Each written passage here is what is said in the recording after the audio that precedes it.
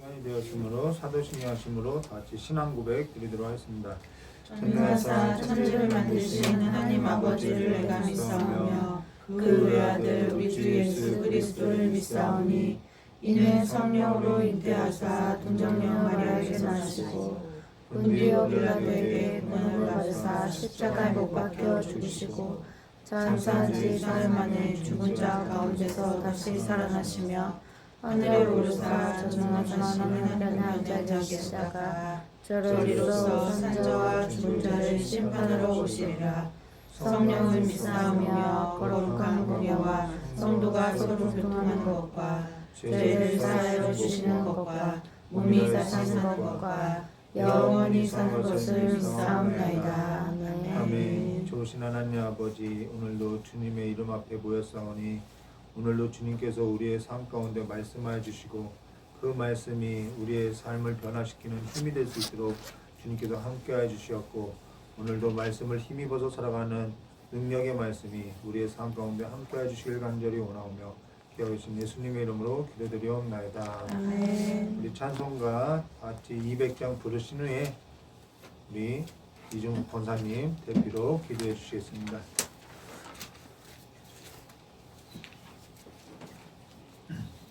찬송가 200장입니다.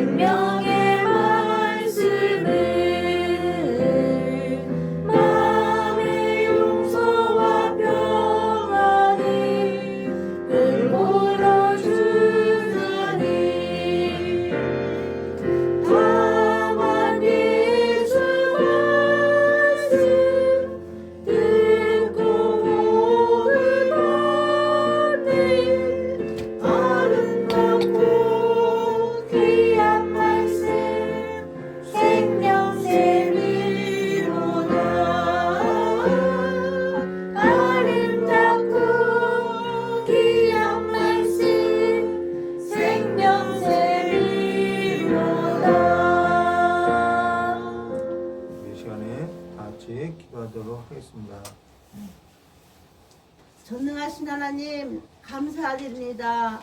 저희들에게 오늘도 살아계신 하나님을 만나기 위하여 아버지 우리 성전에 모이게 하신 하나님, 아버지 믿음으로 저희들을 갑니다. 하나님을 향해 나갈 수 있는 저희들 심령이 되게 도와주시옵소서.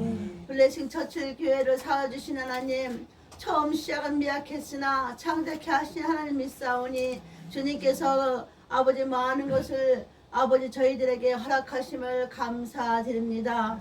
하나님 아버지 먼저 그 나라 의를 구하시는 저희 재단 되게 도와주시옵소서. 하나님 초대교회 같은 아버지 믿음을 주시고 초대교회 같이 하나님 아버지 능력이 많은 재단, 아버지 능력이 또한 살아있는 재단, 말씀이 충만한 재단, 하나님 아버지 주여 기도가 넘치는 재단, 또한 아버지 모든 한 사람 한 사람 우리 성도님 머리 위에 함께 해주셔서 하나님 아버지 더욱더 기쁨으로 이 세상 살아갈 수 있도록 도와주시옵소서. 단위에 세우신 아버지 하나며 서영기 목사님 아내님께서 늘 말씀을 준비할 때마다 능력의 말씀을 저희들 영의 양식을 먹일 때마다 하나님 저희들에게 아멘으로 화답하며 또한 아버지 유튜브를 사용 아버지 보시는 아버지 신청자 아버지와 함께 우리 믿음의 성도들에게 함께 하셔서 그들에게도 마음의 평화를 주시고 말씀으로 인하여 모든 힘을 주셔서 아버지 이 세상에 살아가는데 강한 힘을 주시고 능력이 되게 도와주시옵소서. 하나님 아버지 저희들 저 많은 것이 또 하나님께 계획한 거 믿습니다. 그것을 바라보며 주님과 함께 더불어 살 수 있도록 도와주시고 아버지 믿음으로 이기게 도와주시옵소서. 이 나라 민족도 하나님께서 눈동자같이 보살펴 주셔서 아버지 하나님 평온코 안정케 하여 주시고 하나님 아버지 하늘나라를 아버지 바라볼 수 있는 믿음의 자녀들 세계 도와주시옵소서. 아버지 모든 세계를 함께 해주실 걸 간절히 바라고 원하며 저희들 구하지 않는 것까지 주님께서 붙들어 주시옵소서. 모든 것 주님께 아끼며 우리 주 예수로 받들어 기도드렸습니다. 아멘. 감사합니다. 오늘 우리 함께 나눈 하나님 말씀 에스라서 7장 1절에서부터 10절까지의 말씀 한 절 한 절 기도하도록 하겠습니다. 구약성경 719쪽입니다. 구약성경 719쪽 에스라서 7장 1절에서부터 10절까지의 말씀 우리 한 절 한 절 기도하도록 하겠습니다. 1절부터 기도하겠습니다. 제가 먼저 기도하겠습니다. 이일 후에 바사왕 아닥사스다 왕위에 있을 때에 에스라라 하는 자가 있으니라. 그는 스라의 아들이요 아사라의 손자요 힐기야의 증손이요 스름의 손이요 사실의 오선의 손이요 아이들의 6대의 손이요 아말의 7대 손이요 아사라의 8대 손이요 무라요스의 9대 손이요 스가야의 10대 손이요 이스야의 10대 손이요 복디의 10대의 아비스와의 13대 손이요 비느하스의 14대 손이요 엘르아살의 15대 손이요 대제사장 아론의 16대 손이라.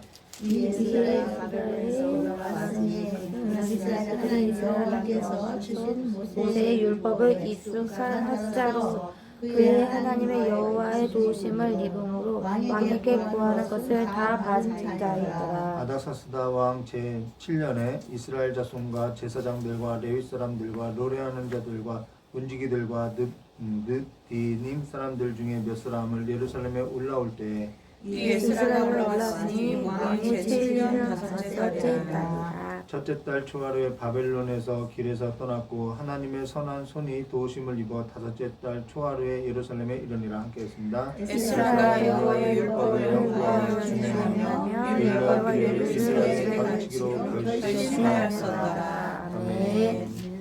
잠깐 기도하도록 하겠습니다. 좋으신 하나님 아버지, 우리가 어느 곳에 있든지 하나님의 살아계신 말씀에 사로잡힌 삶으로서 우리의 삶이 하나님의 말씀에 내면화된 자들로서 살아갈 수 있도록 주님께서 복내려 주시길 간절히 원하오며 기어 계신 예수님의 이름으로 기도드리옵나이다. 아멘. 오늘은 에스라서 7장 1절부터 28절까지 학자 겸 에스라인 학자 겸 제사장인 에스라라는 제목으로 우리 함께 나누드렸습니다. 우리가 하나님의 말씀이 내면화가 되면요, 우리가 어떠한 곳에 가든지 어떠한 상황에 만나든지 하나님 말씀대로 살겠지요. 그게 중요한 것이죠. 우리가 교회 와서는 말씀을 지키면서 사는 삶과 같으나 또 세상에 나와서는 그렇지 못한 삶은 우리의 삶이 아직 하나님의 말씀에서 내면화가 되지 않는 것을 말해줬죠. 그래서 오늘 그것에 관해서 좀 함께 나누도록 하겠습니다. 오늘 우리가 함께 나눌 것은 에스라 7장 1절부터 28절로 사실 역사를 모르면 뭔 얘기인지 성경이 말하는 우중을 알기에는 사실 어렵다는 거예요. 그래서 이럴 때는 말씀을 맡은 자가 우리의 삶 가운데 좀 필요한 거죠. 그러면 지난 시간에 다리오 때 학개와 스가랴 선지자로 중단되었던 성전을 재개될 때 고관들이 와서 시리아 총독이죠. 닫더네 누가 성전을 재건하라 했느냐라고 브레이크를 걸었다는 거죠. 제동을 걸어갔다는 거예요. 그로 인해서 다리오에게 상수가 올라갔고 이로 인해서 그 상수가 올라간 그 시기 동안에 긴 침묵 가운데 성전은 중단됐고 이들은 낙심하게 됐다는 것이죠. 근데 이와 같은 삶이 우리의 삶 가운데 있다는 거예요. 이러한 긴 침묵, 기다림의 삶이 우리의 삶 가운데 있는데 이 삶 가운데 하나님은 무엇을 하냐면은 우리의 삶에 있어서 우리의 믿음을 자라나게 한다는 것입니다. 그래서 우리의 삶 가운데 이러한 긴 침묵이 있는 것은 하나님께서 어찌 이럴까라고 했던 그 시간들은 하나님을 신뢰하는 그 믿음이 우리의 삶 가운데 필요한 것이죠. 그래서 긴 침묵이 끝나고 나서 모든 일로 통해서 우리의 삶의 자리를 하나님은 본래의 자리로 복귀시킨다는 것입니다. 그러면은 원래 자리에 그냥 두면 되는데 왜 그렇게 굳이 복귀시키는 이 과정 가운데 침묵이라는 시간을 두느냐? 그건요, 우리에게 있어서 하나님을 믿는 태도, 그 자세를 우리에게 만들어내기 위함이라는 것이죠. 그 기간이 필요하다는 것입니다. 자, 그러면은 지난 시간에 이어서 우리 지난 시간에 나누지 못했던 에스라 6장 13절부터 15절까지의 말씀을 하나하나 나누도록 하겠습니다. 다리오 왕이 조서를 내림에, 이게 이제 조서가 온 거죠. 다리오 왕이 조서를 내림에 유브라데 강 건너편 총독 닷드네, 이 유브라데는 시리아를 말하죠. 북쪽. 스달보스네와 그들의 동관들이 신속히 준행하니라. 유다 사람의 장로들이 선지자 학개와 이뚜의 손자 스가랴의 권면을 따랐으므로, 자, 하나님의 말씀을 따른 거죠. 성전 건축하는 일이 형통한지라. 이스라엘 하나님의 명령과 바사왕 고레스와 다리오와 아닥사스다가 나오는데 이 굉장히 시간이 차이가 있어요. 아닥사스의 조서를 따라 성전 건축하는 일을 끝내되 다리오 왕 제6년 아달월 3일에 성전 일을 끝나니라. 자, 성전 일은 사실상 다리오 때 끝났는데 왜 아닥사스 왕이 성전 건축 일을 끝냈다라는 이야기를 하냐면요, 사실 성전 건축을 끝내는 그 왕궁이 아니라 우리의 삶이 성전을 건축하고도 우리의 삶이 하나님의 말씀으로서 내면화가 되는 것이 사실상 왕궁이라는 거예요. 그걸 이야기하고 있다는 것이죠. 그래서 이때가 성전 건축이 끝난 때가 언제냐면 BC 516년 다리오 제6년이라는 것입니다.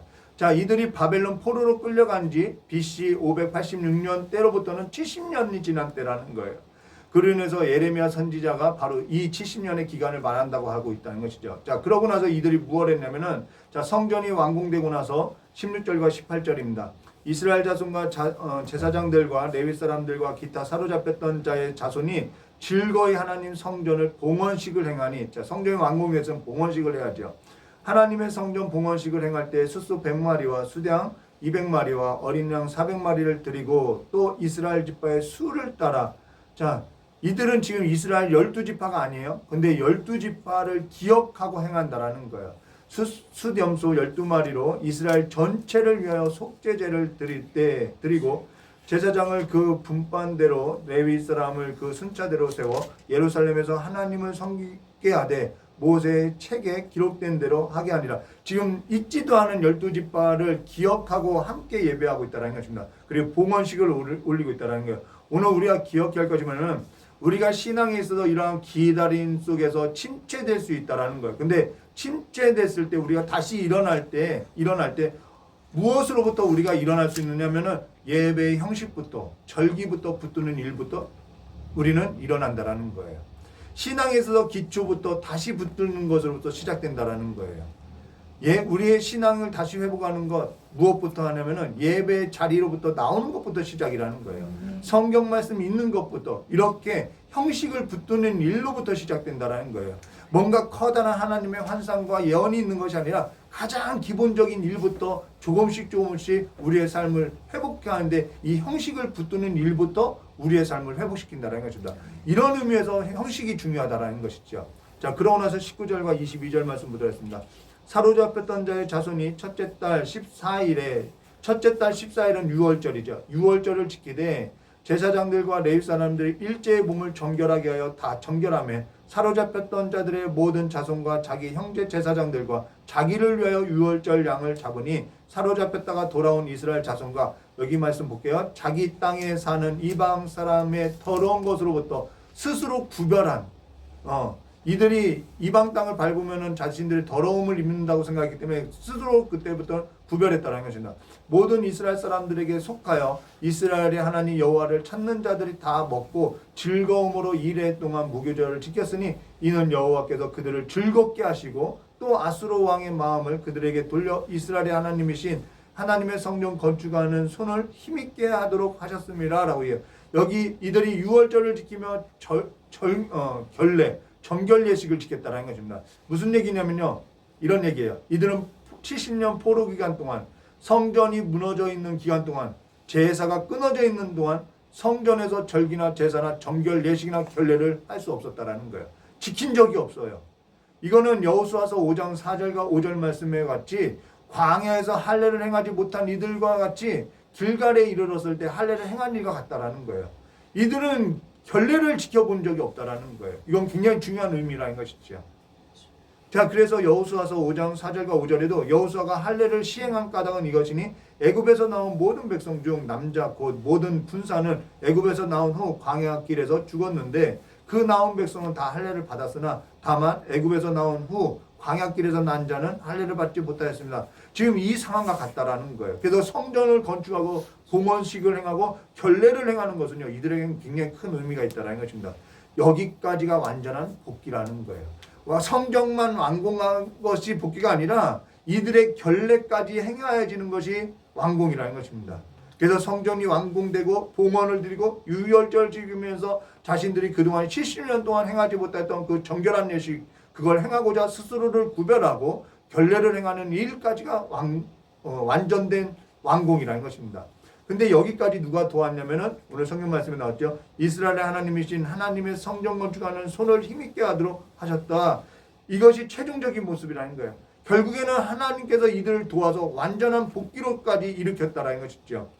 여기에서도 모든 일이 누구의 도움으로 완성되냐면 하나님의 성전을 지어지고 있는 우리의 삶에도 힘있게 하기 때문에 정결하여서 우리가 완전한 모습으로서 복귀한다라는 최종적인 모습을 성경은 곳곳에 숨겨놓고 있다는 것입니다. 그래서 이것은 우리의 삶에서 최종적인 그림이라는 거예요. 우리가 성경을 읽을 때 이와 같은 엘림도 마찬가지예요. 최종적인 모습을 성경 곳곳에서 볼 수 있고 그로 인해서 우리가 이 성경 말씀에서 소망, 하늘의 소망을 찾을 수 있다는 것입니다. 그러면 오늘 우리가 나눌 이제 스가랴서 에스라서 7장 1절 말씀부터 했습니다. 1절 말씀. 2일 후라는 것이요. 며칠 후가 아니에요. 60년이라는 시간이 흐른 거예요. 2일 후에 바사왕 아닥사스가 왕이 있을 때 에스라라 하는 자가 있느니라. 그는 스나의 아들이요 아사라의 손자요 힐기야의 증손이라. 여기 다리오가 아니라 아닥사스다 왕이 있을 때라는 것은 다리오 왕 때가 아니라는 거예요. 이건 시간이 아주 많이 흐른 거예요. 그래서 여기에서 역사가 필요한 거죠. 역사를. 그러면 이것에 있어서 우리가 좀 나누면요. BC 522년 다리오가 바사 왕이 되고 나서 여러 곳에서 반란이 일어났다는 거예요. 그거는 다리오가 왕족도 아니고 귀족인데 반란을 진압하면서 왕이 됐다는 거예요. 이거는 누구나 힘이 있으면 왕이 될 수 있다는 얘기죠. 그래서 힘이 있는 자들이 곳곳에서 반란이 일어났고 이 다리오 왕은 그 반란을 진압하고 있었다는 것입니다. PPT 한 장 넘기면 연도가 나오죠. 그러다가 BC 490년에 리디아 그리스죠. 헬라 이오니아 지역에서 반란이 일어나는데 이 세계 역사로 보면은 그것이 마라톤 전투라는 거예요. 그게 1차 헬라하고 바사가 전투하게 되는데 이것이 1차 페르시아 전투라는 것입니다. 근데 이때 유다는 어떠한 상황이었냐면은 당연히 바사의 제국의 밑에 있는 속국이었기 때문에 전쟁에 필요한 물자를 내고요. 징병에 끌려가고요. 세금을 지급할 때 아주 힘든 시기였다는 것이죠. 성전을 완공했는데 학개와 선지자가 예언한 것처럼 이들에게 복이 임한 것이 아니라 역사의 소용돌이 가운데 던져졌다는 거예요. 그러니까 이들이 당연히 이게 뭐냐, 이게 하나님께 복을 받는 거냐, 이렇게 말라기 선지자 그래서 또 오는 것이죠. 이러한 상황이라는 거예요. 그러다가 BC 486년 다리오가 죽고 그의 아들 BC 486년 아수에르가 왕이 된다는 것입니다. 이 아수에르가 누구냐면은 영어 300에 나는 관대하다. 크세스라가 바로 이 성경의 아수에르라는 것이죠. 그가 아버지 다리오가 이루지 못한 그 헬라 정복 리디아를 정벌하고자 감행하려고 그러니까 이 페르시아 전투에서 죄송합니다. 물 좀. 페르시아 전투에서 패하게 돼서 아버지가 패하죠. 그것을 그의 아들 아하수에르가 이제는 그 정벌을 나가려고자 연회를 베푸는 거예요. 연회를 베푸는 그 일이 뭐냐면은 우리가 잘 알고 있는 에스더서라는 거예요. 이때가 에스더서라는 거예요. 영화 300의 배경이 되죠. 그래서 에스더서 1장 2절과 3절 말씀 읽으면은 감사합니다. 에스더서 1장 2절과 3절 말씀 보면 당시 아하수에르 왕이 나오죠. 이게 두 번째 왕이에요. 아하수에르 왕이 수상궁에서 즉위하고 왕이 있은 지 제3년에 그의 모든 지방관과 신하들을 위하여 잔치를 베푸니 왜 베푸느냐면 자기 아버지가 전쟁에서 패했어요. 그거를 정벌하기 위해서 잔치를 베푼 거예요. 그래서 바사와 메대 장수와 각 지방의 귀족과 지방관들을 다 왕 앞에 있는지라 이때가 즉위한 지 BC 3년, BC 484년 이때 연회를 베푼 거죠. 그러고 나서 테르모필라이라는 그 협곡에서 2차 페르시아 전투를 하는 것이 바로 스파르타의 레오니다스와 싸우는 일이 된다는 것입니다. 이때 아테네는 시간을 벌게 되는 거죠. 아테네는 시간을 벌으면서 페르시아의 그 보급선과 전쟁을 했는데 그 보급선이 뭐냐면 살라미 해전 3차 페르시아 전투인데 이때 페르시아가 완전히 대패하게 된다라는 거예요. 이것이 영화 300 제국의 부활을 소재로 한 영화인 거죠. 자, 이때가 바로 BC 478년이라는 것입니다.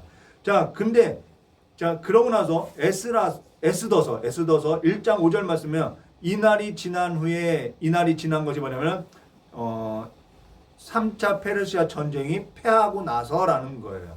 그래서 이날이 지남에 왕이 또 도성 수산에 있는 귀천간에 백성을 위하여 왕궁 후원을 뜰에서 7일 동안 잔치를 베푸니라. 이 두 번째 연회라는 거예요. 그러니까 2절과 3절 또 5절은요. 이 시간의 차이가 있다는 거예요. 첫 번째 연회고 두 번째 연회라는 것입니다. 이 두 번째 연회는 패전하고 나서 사기를 돕고자 두 번째 연회를 연 거죠. 그래서 패전하고 나서 사기를 돕고자 연회를 베풀었는데 이때 왕 와스디가 오지 않은 거예요. 기분 나쁘죠. 패전했는데. 그래서 와스디를 패하고 에스더서 2장 16절에 아하수에르 왕이 왕 제7년의 10월 곧 데벳월에 에스더가 왕궁에 인도되어 들어가서 왕 앞에 나가니라. 이때 그래서 에스더가 인도된다라는 것입니다. 이때가 아하수에르 왕 제7년 패전 때라는 거예요. 자, 그러고 여기에서 눈을 돌릴 필요가 있죠. 자, 전쟁에서 졌어요. 사람들의 백성의 그 민심은 떨어졌어요. 그래서 아각 사람 하만이 자기에게 굴복하지 않은 그 유다 백성을 콕 집어서 희생거리로 삼았다라는 거예요. 그것에 손을 맞았기 때문에 유다 백성을 죽이려고 했던 것이죠. 바로 이러한 역사가 이 시기에 있다라는 거예요. 근데 그가 패전 후에 이 아하수에르가 패전하고 나서 정치에는 관심이 없고 이제는 건축을 하면서 그 건축 안에서 여자와 향락을 지키면서 살다가 불만이 생긴 그 신하가 그 아하수에르를 죽여서 BC 465년에 아닥삭스가 그의 아들 아닥삭스가 즉위한다라는 것입니다.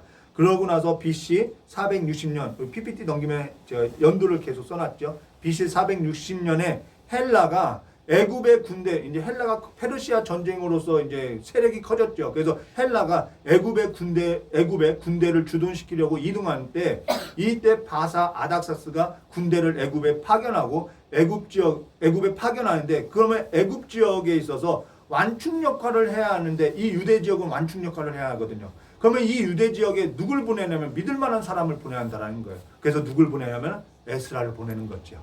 믿을 만한 사람. 유대인들도 믿을 만한 사람. 그리고 아닥사스 자신도 믿을 만한 사람. 그래서 아론 제사장의 계열인 아론의 16대 손 에스라를 보낸다는 것입니다. 제사장 계열을 보내는 것은 유대 지역 사람들을 신뢰할 수 있게끔 그래서 제사장을 보낸다라는 거예요. 이것이 배경이에요. 이때가 바로 7월 아닥사스 왕 제7년 3차 페르시아 전쟁을 망한 것. 그래서 아닥사스다 왕 제7년이라는 것은 BC 458년 2차 포로기한 때 1차 포로기한 때부터 80년이 지난 거예요. 80년이 지나고 또 BC 538년 성전 고레스가 성전을 명령한 그때로부터 80년이 지난 때라는 것입니다. 그리고 성전이 완공되고 나서 60년이 지난 때라는 거예요. 그걸 염두하고 오늘 성경을 봐야 하는 거예요. 그래서 에스라서 6장 19절부터 22절 그거와 지금 에스라서 7장 1절 사이에는 이러한 60년이라는 간격이 있고요. 에스더의 그런 에스더의 사건이 있다라는 것입니다. 그래서 이 에스라서가 마치면은 우리 다시 에스더서를 또 함께 나누려고 기도 중에 있다는 것이죠. 이러한 60년이라는 간극을 두고 염두에 두고 오늘 성경 말씀 1절부터 5절 말씀 보도록 하겠습니다. 이 일 후에라는 것은 이러한 역사의 소용돌이 그 다음 60년이 지난 때라는 거예요. 이 일 후에 바사왕 아닥사스다가 왕이 있을 때 에스라라 하는 자가 있느니라. 왜 보냈는 줄 알겠죠? 애국과 지금 전쟁을 하고 있는데 유다가 반란을 일으키면은 지금 전쟁을 할 수 없는 상황이라는 거예요. 그래서 완충 역할을 하기 위해서 유다를 좀 잠재우기 위해서 에스라를 보냈다라는 것입니다. 그는 스라의 아들이요 아스라의 손자요. 우리 쭉 넘어와서 넘겨서 5절 말씀. 아비수아의 13대 손이요 비느하사의 14대 손이요 엘르하사의 15대 손이요 대제사장 아론의 16대 손이라. 아론의 16대 손이라는 것입니다. 근데 이게 뭐가 중요하면 두 관점이 있어요. 하나는 아닥사스의 관점이고요. 하나는 하나님의 관점이라는 것입니다. 역사는 그렇게 가는 거예요. 지금 아닥사스는 어지러운 정사 속에서 완충의 역할로서 인재가 필요해서 유다 지역에 유다 민족이 믿고 따를 만한 아론의 16대 손 에스라를 보냈다라는 거예요. 그러고 아닥사스도 에스라를 믿고 보냈다라는 것은 그만큼의 신뢰관계가 있다는 거예요. 근데 하나님께서는 지금 어떠한 이유와 목적을 가지고 에스라를 보냈냐는 거예요. 그걸 말하고 있다는 거예요. 하나님은 왜 에스라를 이때 보냈냐는 것이죠. 60년 성전이 완공되고 나서 60년이 지난 이 시점에 왜 에스라를 또 보내냐는 것이죠. 이거는요 에스라가 어떠한 사람인지 보면 알 수 있다라는 거예요. 그 에스라가 어떠한 사람인지 6절과 8절에 나왔죠. 이 에스라 바벨론에서 올라왔으니 첫 번째요. 그는 이스라엘의 하나님 여호와께서 주신 모세의 율법에 익숙한 학자로서 율법에 익숙한 학자라는 거예요. 두 번째는요. 그의 하나님 여호와의 도우심을 입음으로 왕에게 구하는 것은 다 받는 자들아. 이게 굉장히 중요한 거예요. 그 다음에 세 번째는요. 아닥사스 왕 제7년에 이스라엘 자손과 제사장들과 레위 사람들과 노래하는 자들과 문지기들과 느디님 사람들 중에 몇 사람을 예루살렘으로 올라왔을 때 이 에스라가 올라왔으니 왕의 제7년 5째 달이라. 여기 두 가지를 말해주고 있는데요. 하나는 그는 이스라엘의 하나님 여호와의 주신 율법에 모세의 율법에 익숙한 학자라는 거예요. 익숙하다는 것은 단순히 이 말씀을 잘한다는 얘기가 아니라는 거예요. 잘하는 이것이 말씀으로서 내면화된 자라는 거예요. 말씀이 내면화됐다는 것은 말씀이 곧 삶이 됐다라는 거예요. 하나님의 말씀을 맡은 자라는 거예요. 그가 어디를 가든지 하나님의 말씀에 있어서 내면화가 된 자라는 것입니다. 그게 익숙한 자라는 거예요. 또 하나는 뭐냐면은 두 번째는요. 그의 하나님 여호와의 도우심을 입음으로 왕에게 구하는 것을 다 받는 자들아. 이건요. 신뢰를 얻었다는 것입니다. 오늘 우리가 기억할 것이 뭐냐면요. 그의 하나님 여호와의 도우심을 입음으로라는 것은 일상이 무너지지 않는다라는 거예요. 그가 하나님의 도우심을 입었다는 사실을 말하고 있는데요. 그러나 그가 하나님의 도움을 받았다는 것은 무엇을 말하면 자포자기하고 자기 마음대로 내가 이러한 환경 가운데 포로 가운데 살아가니까 나는 억울하다라고 그렇게 원망하고 불만하고 살아가는 것이 아니라 하나님의 도움을 입었다라고 그러한 사람은 하나님의 도움을 입었다고 할 수 없겠죠. 자포자기하고 세속에 물들고 살면은 도움을 받은 삶이라고 할 수 없다라는 거예요. 여기서 하나님의 도움을 받았다는 건 어떠하냐면 그가 아닥사스 앞에서 얼마나 치열하게 말씀으로 내면화된 삶으로서 치열하게 싸웠는지를 보여주고 있다. 그게 익숙한 거라는 거예요. 요셉이 그러죠. 하나님이 함께 했대요. 그는 억울해요. 그런데 그 억울함이 삶을 무너뜨리지 않는 거예요. 하나님께서 그를 도왔어요. 그러나 하나님께서 도왔다는 것은 그가 일상의 삶 가운데 나 억울해하면서 자기 마음대로 하고 싶은 대로 산 것이 아니라 나의 억울함 사정이 있음에도 불구하고 일상의 삶을 성실하게 치열하게 피 흘리기까지 싸워왔다라는 거예요. 하나님 앞에서 산 거죠. 그로 인해서 그가 어디를 가든지 하나님 사람들 앞에 뭘 얻어요? 신뢰를 얻는 거예요. 아닥사스에게 신뢰를 얻은 것이 바로 그 에스라가 그와 같이 삶에 있어서 하나님의 말씀에 있어서 익숙한 자라는 거예요. 그것이 하나님이 함께하는 삶이라는 것입니다. 그와 같은 자를 하나님이 믿고 맡길 수 있다라는 거예요. 그와 같이 말씀에서 내면화가 된 자, 삶에서도 치열하게 말씀에서도 싸웠던 자, 삶을 살아낸 자, 그래서 말씀과 삶이 분리되지 않은 자, 말씀에 익숙한 자, 하나님이 그러한 자를 보낸다라는 것입니다. 그러면 하나님께서 어째서 에스라를 성전이 완공되고 나서 보내냐는 거예요. 처음부터 보내면 좋지 않냐는 것이죠. 근데 이거는요. 하나님이 성전을 완공하고 나서 보낸 이유가 있다는 것입니다. 60년이 지나고 나서 보낸 이유가 있다는 거예요.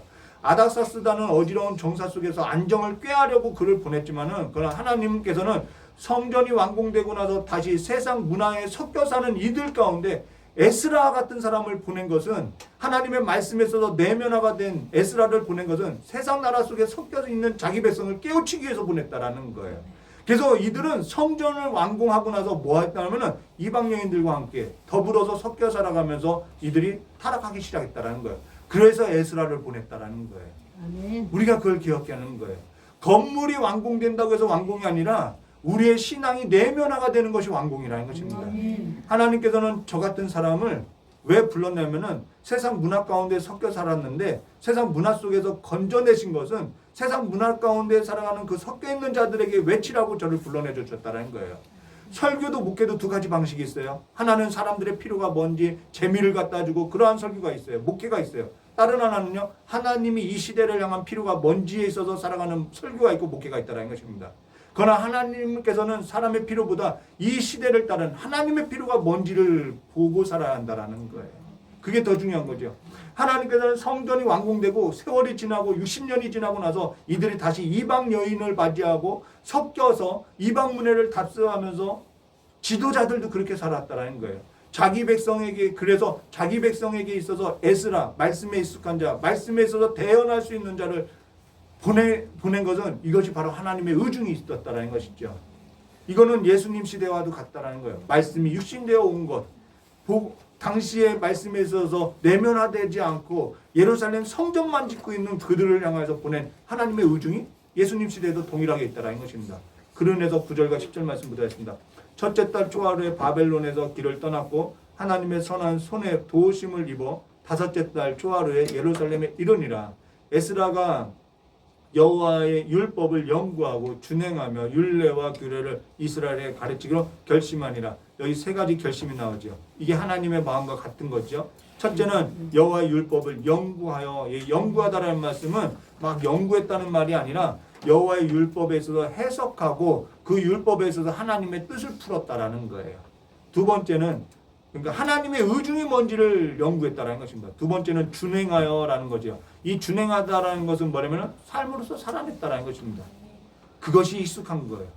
사실 저는 양날 검처럼 양날이 선 검처럼 설교하지 못해요. 그거는 삶이 좀 부족하죠. 삶에 있어서 좀 부족해요. 세상 문화에 섞여 살다가 즐겨하다가 하나님의 은혜로 돌아와서 하나님의 은혜에서 선포하는 역할을 맡은 자인 거죠. 그래서 이 하나님 말씀에 준행한 삶에서는 저도 치열하게 싸워본 적이 부족하고요. 그래서 이 설교할 때 막 말씀의 권위에 있어서 힘있게 설교하지 못해요. 그래서 설교에 있어서 좀 힘이 부족하죠. 근데 김동호 목사님 같은 경우는요, 정말 말씀에 있어서 치열하게 삶을 살아내요. 저희 아내 같은 경우도 그래. 피 흘리기까지 싸워봐요. 그러니까 말씀에 있어서 이것을 행하라고, 준행하라고 아주 힘있게 설교하는 경우들이 있죠. 그래서 그분들의 설교는요, 담백하고요, 굉장히 힘이 있다라는 것입니다. 근데 이 모든 것이 무엇을 하기 위함이냐면은 율례와 규례를, 세 번째죠. 율례와 규례를 이스라엘에게 가르치기로 결심했다라는 것입니다. 가르치기 위함이라는 거예요. 그렇게 살아냈던 것은 가르치기 위함이라는 것입니다. 본인이 세상 문화 속에서 섞여 살면서 삶도 되지 아니하면서 연구하지 않으면서 가르칠 수 있느냐 없다라는 거예요. 오늘 한국 교회가 욕을 먹는 것은요, 이 세 가지가 되지 않고 있다라는 거예요. 하나님께서는 어떠한 시대를 막론하고 어떠한 상황을 막론하고 시대가 어지러울 때 말씀에서 내면화된 자들을 찾고요, 그들을 세상 가운데 보내고 있다라는 거예요. 항상 그래요. 이게 세상을 향한 하나님의 관점이라는 것입니다. 사실 예언이라는 뜻은 막 미래를 점치는 것이 아니라 하나님의 말씀을 맡은 자라는 거예요. 오늘 교회는요, 하나님의 말씀을 맡은 자라는 거예요. 오늘 우리가 시대를 막론하고요, 하나님 앞에서 사용되기를 바란다면요, 말씀에서 맡은 자로서 연구하고 준행하고 삶에서 치열하게 살아내야 한다는 것이죠. 하나님께서는 시대를 막론하고요, 어떠한 사람을 보내시냐면 말씀을 맡은 자, 내면화된 자라는 것입니다.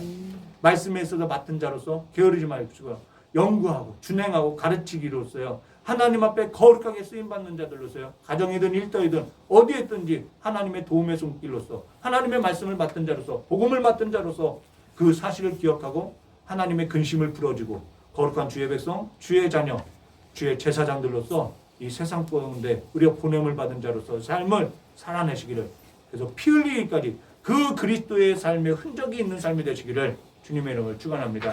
같이 기도하도록 하겠습니다. 참으로 좋으신 하나님 아버지, 이제는 우리가 말씀을 가까이 하고 하나님의 의중을 풀어서 이제는 세상 가운데 어느 상 가운데 하나님의 말씀에 내면화된 자들로서 하나님의 도우심을 받는 자들로서 이제는 세상과 하나님 앞에 칭찬받고 신뢰를 받을 만한 신용이 있는 그리스도인들로서 삶을 살아낼 수 있도록 복을 내려주시옵고, 우리가 그 삶의 길을 걸을 때 하나님의 큰 복이, 하나님의 큰 도우심이 함께함을 보게 해주시길 간절히 원하오며 기억해 주신 예수님의 이름으로 기도드리옵나이다. 아멘. 우리 찬송 한 장 부르고 이경진 목사님 나오셔서 드려진 예물 위에 기도하고 축도로서 예배를 마치도록 하겠습니다. 찬송가 285장입니다.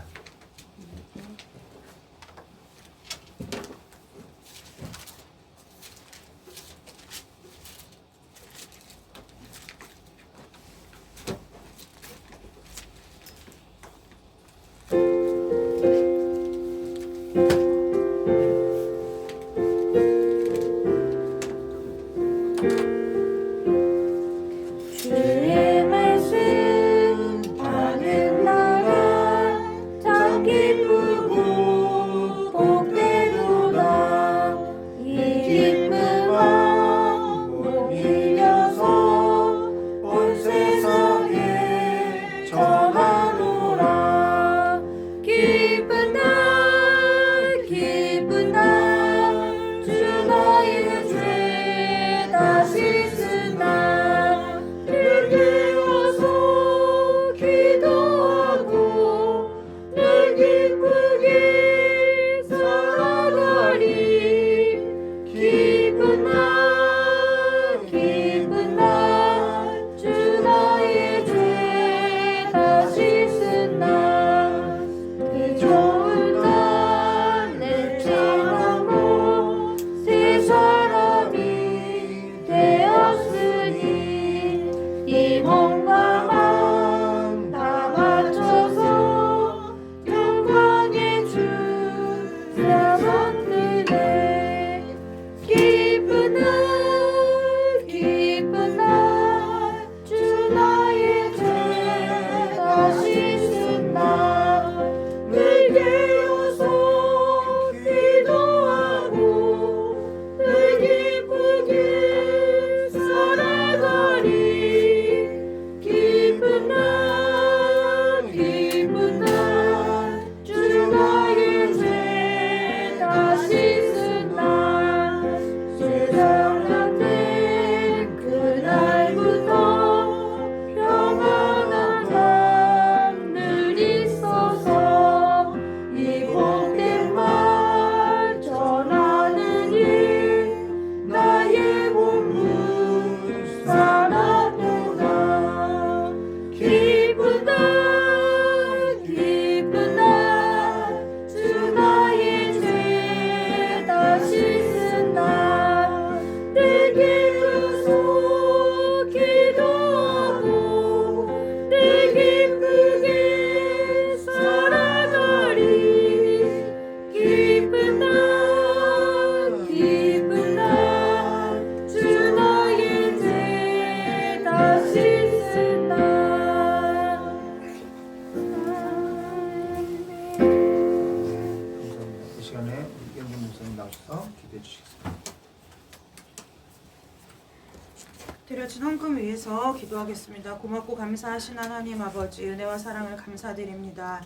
주의 날을 기억하게 하시고 또한 주님의 부르심에 순종하여 하나님 앞에 예배하게 모이게 하셨사오니 감사합니다. 이 시간 주님 아버지 앞에 마음을 다하여 예배를 드리고 또 우리의 모든 것이 주님께로부터 온 것을 믿음으로 고백하며 아멘. 아버지 주님 아버지 앞에 귀한 예물을 올려드립니다. 하나님 아버지 우리의 마음을 받으시고 하나님께서 이 예물 가운데 또 예물을 드리는 손길 가운데 또 함께 예배하는 이 자리에 있는 모든 성도들과 또 이제 온라인으로 예배하는 성도들 가운데 하나님께서 동일한 은혜와 복으로 함께하여 주셔서 저들의 모든 물질의 출입을 주님께서 지키시고 보호하여 주시기를 원합니다. 아멘. 세상의 방식과 세상의 가치에 따라 물질을 사용하고 버는 사람이 아니라 하나님의 뜻과 하나님의 말씀을 따라 물질을 얻고 물질을 사용할 수 있는 믿음의 지혜가 이 시간 이 예물과 함께 우리 귀한 성도들에게 은혜로 임하도록 축복하여 주시기를 간절히 원하오며 거룩하고 존귀하신 예수 그리스도의 이름으로 감사하며 기도드리옵나이다. 아멘. 네, 오늘 광고가 있는데요. 3월 5일부터 사순절이 시작됩니다. 그래서 제가 돌아오는 주일에 여러분들에게 사순절 기간 동안에 묵상할 수 있는 묵상 말씀 키트를 하나씩 드릴 거예요. 그러면 어렵지 않고요. 마가복음 묵상할 건데 하루 분량의 말씀을 읽고 묵상하시고 나면 이렇게 스티커북, 아이들 스티커북, 칭찬 스티커 붙이듯이 이렇게 붙이면 네, 그 성화가 이렇게 예쁘게 완성이 되는 네, 그 사순절 말씀 트래커를 하나씩 드릴 거거든요. 네, 그래서 그거 집에서 사순절 기간 동안에 묵상하셔야 돼요. 저는 절기를 굉장히 중요하게 생각하는데요. 아까 목사님 예배 가운데 말씀하셨던 것처럼 신앙에 있어서 뼈대를 세우는 거 굉장히 중요해요.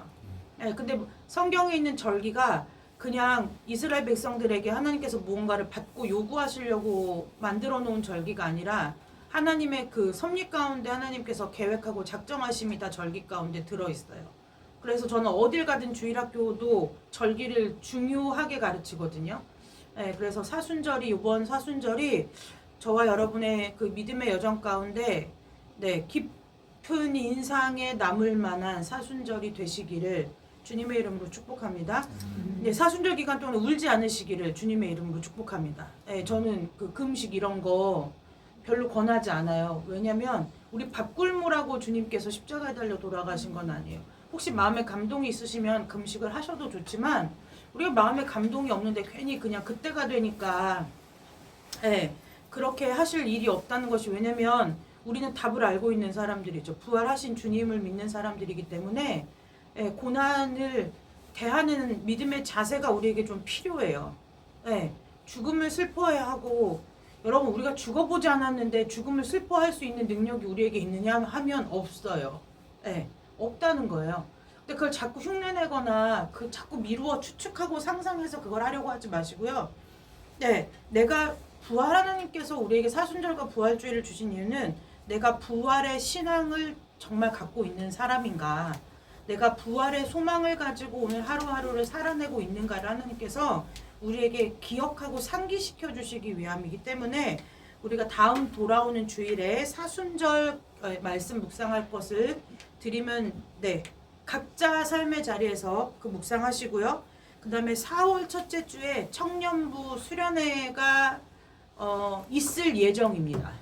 그래서 청년부 수련회를 위해서 기도해 주시고 네, 특별한 광고 말씀이 없으시면 오늘 오후 예배는 박하나 전도사님이 오늘은 예배 인도를 하겠고요. 특별한 광고 말씀이 없으시면 네, 기도하고 축도로 예배를 마치도록 하겠습니다.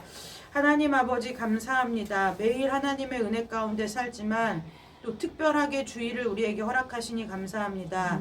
한 주일의 첫날을 주 앞에 예물로 드리고 새롭게 세상으로 나간 우리 귀한 성도들의 머리마다 주님께서 주 손들어 축복하여 주셔서 이 땅에 발을 디디고 살지만 하늘에 소망을 두고 살아가는 천국 백성으로서의 삶을 살아낼 능력과 지혜로 이 시간 덧입혀 주시기를 간절히 원합니다. 세상에 나가 살 때에 세상과 타협하고 세상에 매여 사는 삶이 아니라 세상을 이기고 세상을 주님의 사랑으로 품는 자들로 설 수 있도록 주님 두 손 들어 축복하여 주옵소서. 저들의 손대어 하는 모든 일에 주님께서 복을 주시고 저들이 가는 모든 발걸음을 주께서 삼가 지켜 행하게 하셔서 아버지의 자녀로서 거룩하게 구별된 한 주를 주님 앞에 보낼 수 있도록 두 손 들어 축복하여 주시기를 간절히 원하오며 예수 그리스도의 이름으로 축복하며 기도드리옵나이다. 아멘. 이제는 우리 주 예수 그리스도의 은혜와 하나님 아버지의 넓고 크신 사랑과 성령 하나님의 내주감과 감동 교통하심의 역사가 오늘 주일의 첫날을 하나님 앞에 온전히 예배로 드리고 또 세상에 나가 하나님의 말씀을 따라 거룩하게 구별된 삶을 살기로 작정한 아버지 우리 귀한 성도들의 가정과 일터와 만나는 모든 사람들 위해 또 이 시간에 전쟁과 기근과 또한 분열과 아픔으로 상처받고 신음하는 모든 영혼들 위해 하나님의 복음을 들고 이 세상의 모든 어려움을 고난으로 받지 않고 복으로 여기며 하나님의 말씀을 이 시간에도 뿌리고 또한 길러내는 우리 귀한 선교사님들과 그 가정과 선교지 위에 이제로부터 영원토록 함께 하시기를 간절히 축원하옵나이다. 아멘.